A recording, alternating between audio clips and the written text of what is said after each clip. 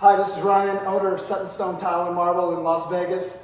We're starting a demo today on a new job. This tile job, the whole floor, you can pretty much stick something up underneath it, a crowbar, and watch the whole floor pretty much flex.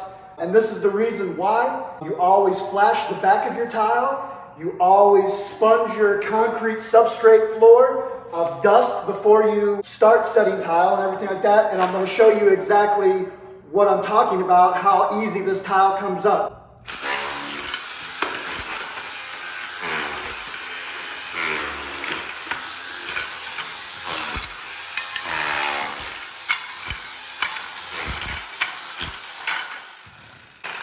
Tile should never come up that easy. If the tile installer that did this job originally had flashed the back and properly sponged the concrete, which that's what the substrate is, we would be having a much harder time getting this tile up. Thank you for taking the time and watching my video. Just wanted to give everybody some information for some DIYs. Have a great day.